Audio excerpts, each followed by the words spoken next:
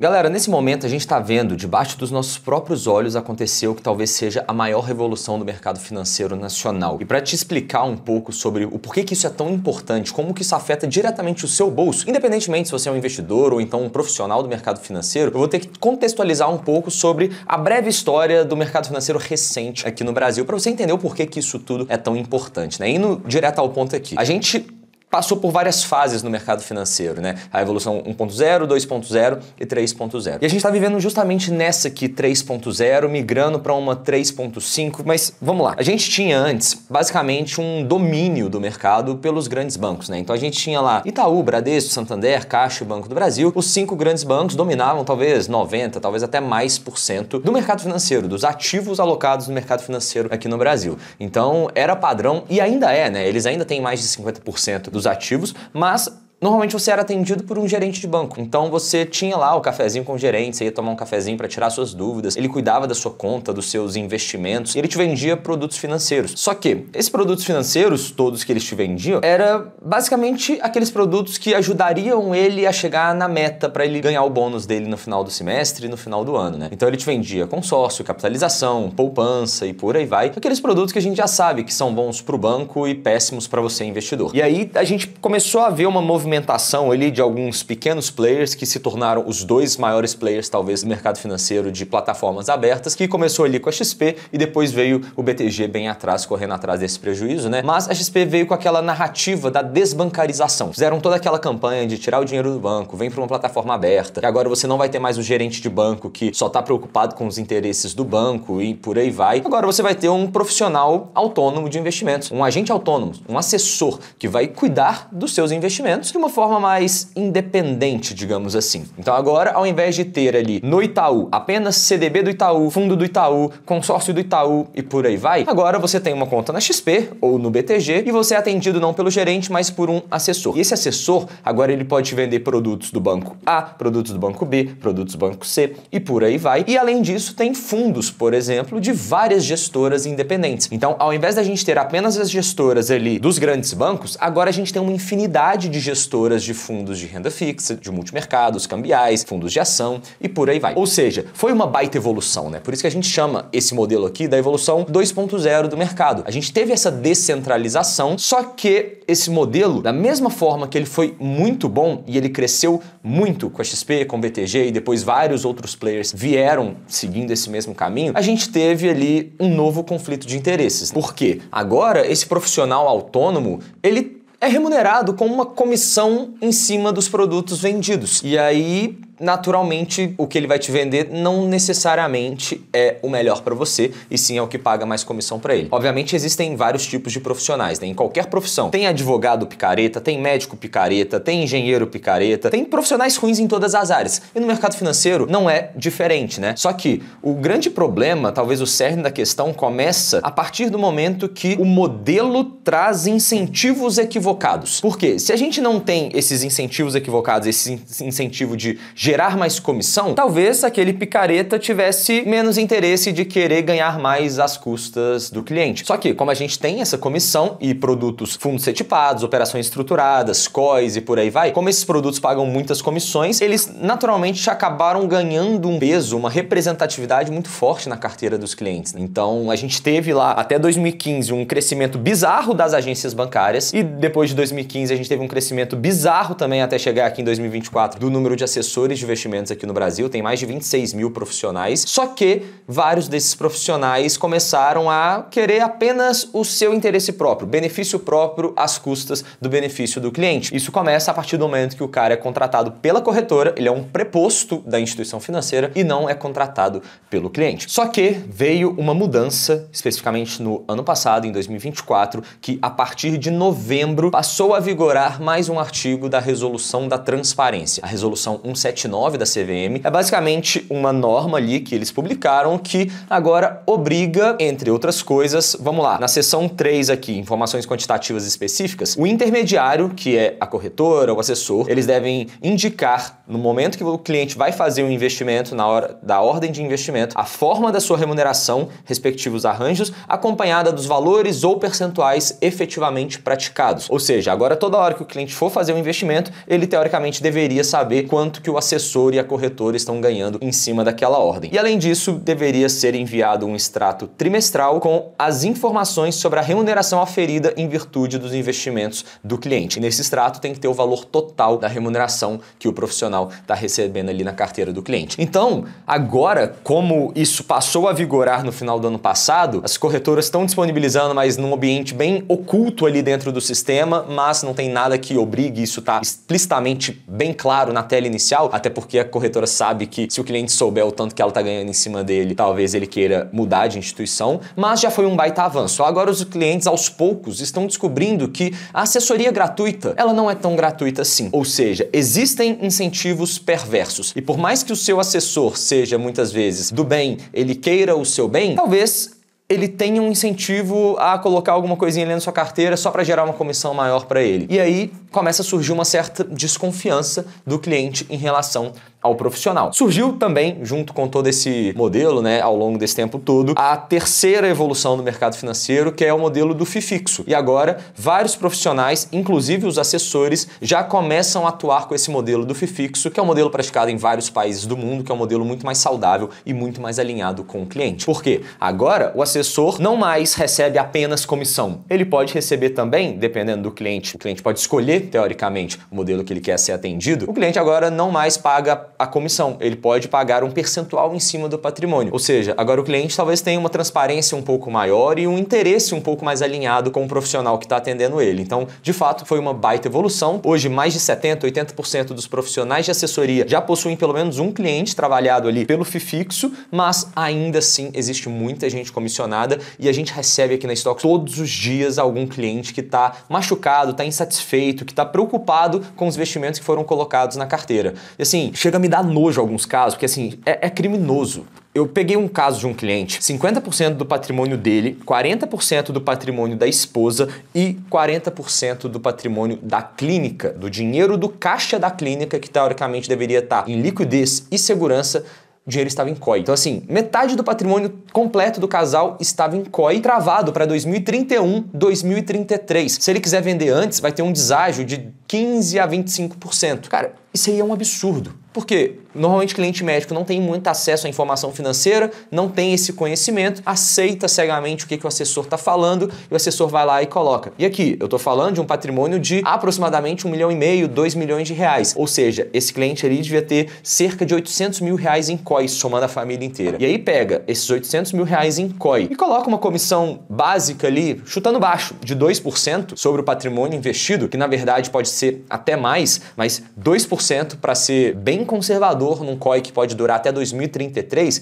que normalmente está ali 0,5%, 1%, alguns 1,5% ao ano, então você multiplica isso pela quantidade de anos, mas sendo conservador, 2%, 800 mil reais em COI, o assessor mais a corretora ganharam 16 mil reais nas costas daquele cliente em troca de deixar o dinheiro preso até 2033. E aí, esse cliente, obviamente, não apenas por conta disso, mas por conta de outros motivos que não vem ao caso falar aqui, está processando o assessor ali que estava cuidando da carteira, venderam uma carta de crédito contemplada que não estava contemplada. Foi uma loucura, assim, criminosa a situação mesmo, mas a mídia e os investidores começaram a perceber toda essa movimentação esquisita que estava acontecendo no mercado financeiro. Então começou a sair um tanto de notícia aí, igual vocês podem ver. Isso aqui são só algumas das que a gente separou aqui nessa apresentação, que foi uma palestra que eu dei lá pro pessoal do IBMEC, mas as pessoas começaram a acordar e ver que o conflito de interesses de fato existia e eles quiseram mudar para um modelo talvez um pouco mais saudável e menos nocivo para o patrimônio deles. E aí é onde entra a evolução 3.0,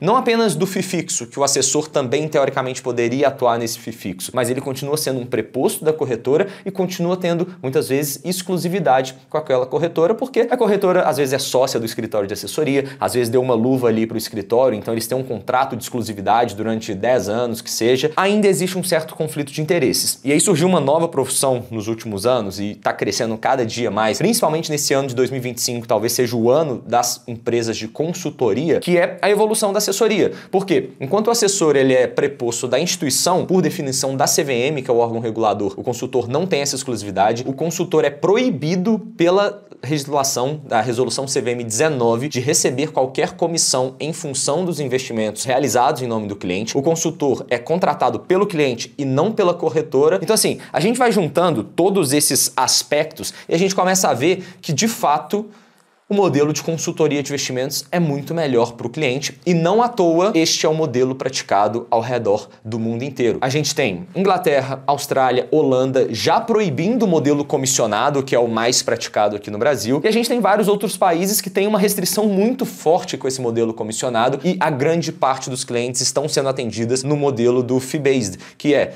Estados Unidos, Dinamarca, Suécia, Finlândia, Canadá, África do Sul, e um dos poucos países no mundo que ainda tem, assim, grande relevância do patrimônio investido estar sob o modelo comissionado é aqui no Brasil. Por conta disso, os clientes acordando, querendo migrar de modelo de assessoria para consultoria, do comissionado para o FII fixo, os assessores estão perdendo muito espaço para os consultores e vários desses assessores também estão migrando de modelo para atender um cliente no modelo que é muito mais saudável para o cliente, o interesse está muito mais alinhado, sem falar que para o assessor esse modelo também é mais positivo. Por quê? Quando você é comissionado, você vende os produtos para o cliente, naquele mês ali você ganhou uma baita comissão. No mês seguinte, você depende de captar, você saiu do zero, depende de captar outro cliente, depende do aporte do seu cliente atual, depende de girar a carteira do cliente para gerar toda a comissão e bancar o seu custo de vida naquele mês. Então, todo mês você começa do zero e está correndo atrás do próprio rabo. Enquanto no modelo do FII fixo, a partir do momento que você já tem uma carteira consolidada de clientes, você começa a ter uma receita recorrente, que ela vai crescendo na medida que o patrimônio de seus clientes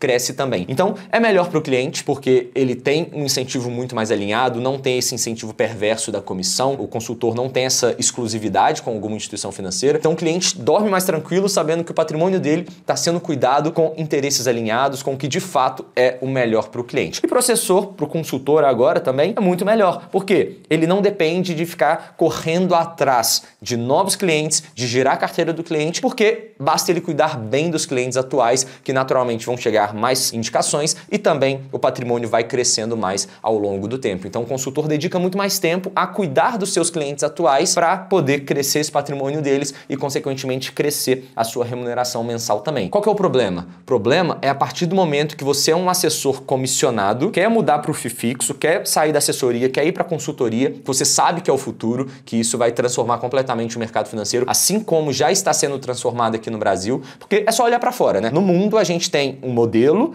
e depois que acontece lá fora, espera 5 anos, vai chegar aqui no Brasil. Aconteceu isso com a Charles Schwab, que foi a inspiração da XP, e aconteceu agora também com a assessoria comissionada versus o FII fixo. Então, a gente está caminhando para buscar esse caminho que o mundo seguiu. O problema começa com o discurso que o assessor vai ter que falar para o cliente dele que, cara, sabe aquele modelo comissionado que a gente trabalhava, que eu ganhava comissão escondida em cima dos produtos que eu te vendia? Pois é, eu tô saindo desse modelo porque ele de fato era péssimo, eu não estava te entregando um bom resultado nesse modelo, eu estava com um incentivo completamente desalinhado com o seu e tô migrando agora para o FII fixo, que é um modelo muito mais alinhado. Topa vir comigo? Como é que você fala isso pro cliente? Que você estava atendendo ele no modelo conflitado, que aquele modelo não era o melhor para o cliente. A partir do momento que o cliente migra, a relação já começa desgastada, concorda? Porque, cara, se ele não estava querendo o meu bem naquele modelo, será que de fato esse modelo agora é de fato melhor? Então assim, como é que fica essa relação, né? Já começa tudo errado. Eu tenho orgulho de falar que eu nunca recebi uma comissão em cima dos produtos que eu vendi para o meu cliente, porque aqui na Stocks, desde o dia zero, a gente já trabalha no modelo do FII fixo, o modelo mais alinhado com o cliente, a gente é totalmente independente, não tem exclusividade, a gente não é contratado por nenhuma instituição financeira, nós somos contratados por você, pelos nossos clientes. Então o nosso interesse está realmente 100% alinhado. E assim, só para não ficar num discurso completamente teórico também, né, de um é melhor do que o outro e tal. Não, existem estudos que mostram que ao redor do mundo, países que adotaram o modelo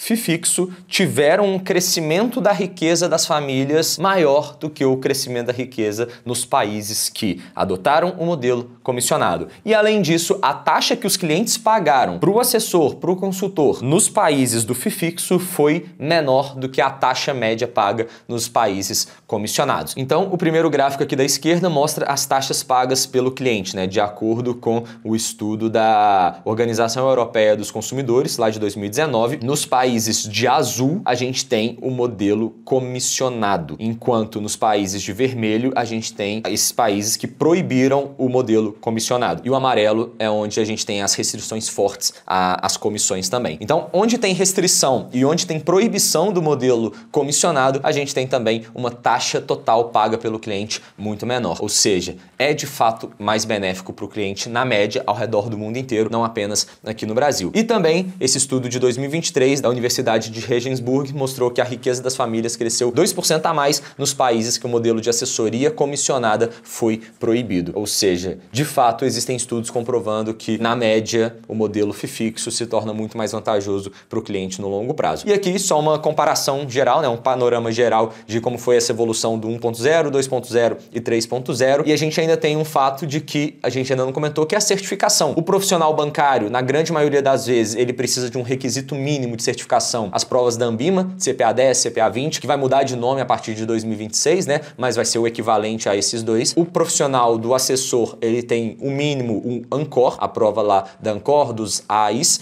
e agora o FII fixo, né, para ser consultor de investimentos, a régua eleva ainda mais. Então, a certificação mínima exigida também vai ficando mais relevante na medida que o modelo vai evoluindo. Ou seja, na média, os consultores se tornam minimamente mais capacitados do que os outros profissionais do mercado financeiro. Obviamente, não quer dizer que não existam profissionais bons, inclusive muito mais capacitados do que no modelo de consultoria, mas o mínimo exigido para entrar nesse modelo se torna maior. Então, o cara, para dar o primeiro passo, precisa estar um pouco mais qualificado do que todos os outros para dar o primeiro passo nas respectivas profissões também. Esse é apenas um dos panoramas gerais que a gente viu ao longo dos últimos anos no mercado financeiro. A gente vai ver essa intensificação nos próximos meses, nos próximos anos, do modelo FII fixo. Provavelmente o modelo de assessoria comissionada vai continuar caindo ali ao longo do tempo, porque de fato é muito mais nocivo para o cliente e tem esse conflito, né? Como que você tem a garantia que o seu assessor, por mais que seja seu amigo, por mais que seja uma pessoa que você confia muito, por mais que seja uma pessoa do bem, o incentivo é perverso. Então, assim, isso não dá para negar. Ele pode conseguir contornar todo esse incentivo,